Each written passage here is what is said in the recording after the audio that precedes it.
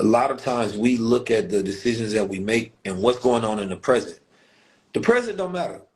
What is going to happen in the next 3, 4, 5, 6, 7, 8, 9, 10 years? And if you can develop a thesis, and this is very important, you stop for a second, take a look around what's happening now, go look at what's historically happened in the last 100 years, right? And then, based on that, you should be able to come up with a credible thesis of what you believe is going to happen in the next 10 years. Cut that down by the next 5 years based on the speed of which things are going, right? And then make decisions based on where you think the economic thesis and model and idea of the future will be. Do not make decisions based on what's happening now with news that you hear. That does not matter. Think about the future and make decisions based on that, right? That's investment. That's how you're going to have the ability, right, for the decisions that you make now to appreciate, right? But if you make decisions on the now, right, you're going to lose. But if you make decisions on the future, you're going to win, right? It just requires patience, and that's what investing is, emotional intelligence and emotional patience. And the goal is to get you to start strategizing and having a strategy. The moment you start thinking of the future and you take a step back and you're not stuck in the the past of what's going on, that's when you start actually developing a strategy and you start thinking and understanding reality the way the 1% does. Because the 85% don't do that, because most of the time they're too busy working and not living and not thinking. Talked about the skill sets that was necessary for the future. But because I was talking about it being the future, people weren't listening because people are stuck on the past, right? People are stuck on the past. That's our culture. We so stuck on the past. We don't argue about the future. We argue about the past. We don't talk about the present. If you are thinking of the future, it's micro. It's thinking next week, next month, not years. It's real life things that's happening on this planet. And what we want to talk about is the most things that don't matter at all. Like, it don't matter. Fuck it. Who cares? Everybody's in everybody's business and nobody has business. So, these things are constantly growing and taking over the world. And instead of focusing on the things that we know are important, we focus on things that we know are not important because we don't want to deal with the responsibility of controlling and owning our own reality. There's artificial intelligence that's growing, this technology that's growing every single day. You should not have no time to complain. You should be putting in the 10,000 hours to study. You should be figuring out how to implement it within your business. You should understand the reality of the future so you're not surprised by anything. You can say, oh, I seen that coming. Oh, I studied for this. Oh, I made this investment because I seen that coming. Now that this is coming, this is why I'm making this money, right?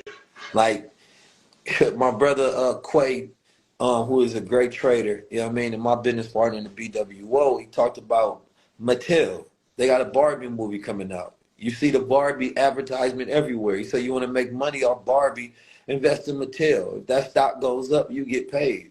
That one most likely go do, a lot of money at the box office. And it just was giving you simple things to look at in your environment to start making money off your distractions.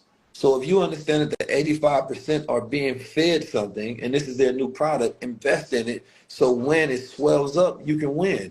Everybody is on Threads. If Threads is going to reach 1 billion people, right, then that means that there's a lot more money that's going to be coming into Meta once they monetize it. Then guess what? It's going to be that means that their stock is going to go up. That means that it could have the opportunity of reaching its all-time high once again because Meta had went down. But Meta has a lot of stuff that they're ready to go for.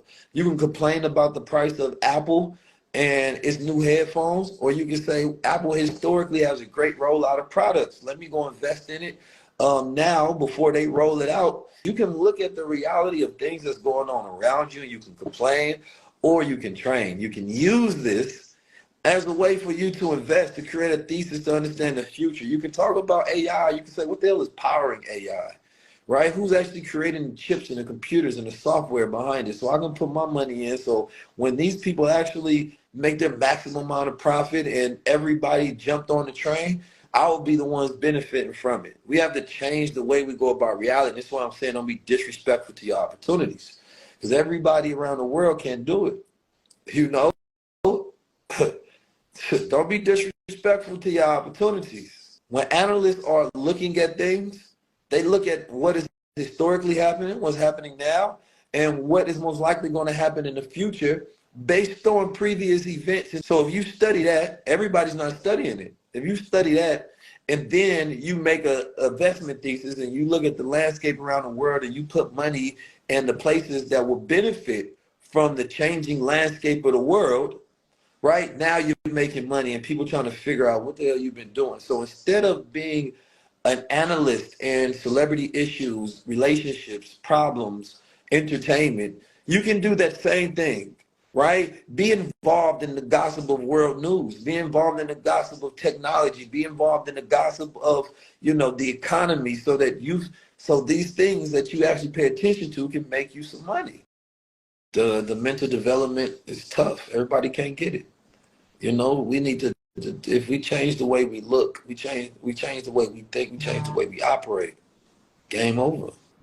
We got our bills connected to Netflix and Amazon and all these things. How many of your bills are connected to wealth? So you say, oh, I got to keep that going because that's making me money. Oh, I got to keep that going because that's making me more confident. Oh, I got to keep that going because that's changing my mindset and mentality.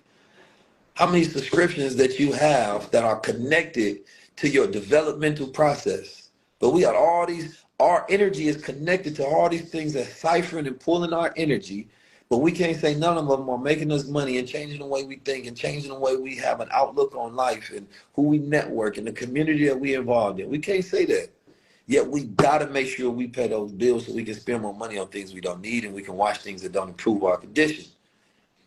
Like, a lot of times when you take a step back and you look at your own reality, you realize, like, damn, I've structured this thing in a way, I've structured my life in a way to keep me where I'm at. And if I start to do the reverse, then I get different results.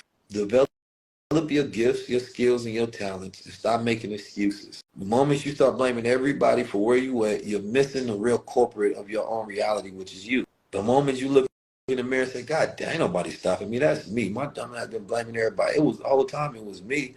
I just been making excuses because it feels better to have somebody else to blame than to be alone with yourself and to realize you don't have control over yourself and you don't know how. And this is the person that is effectively in charge of your life, but you don't know how to make this person do what's necessary in order for you to charge your life. It's called ownership. Accountability.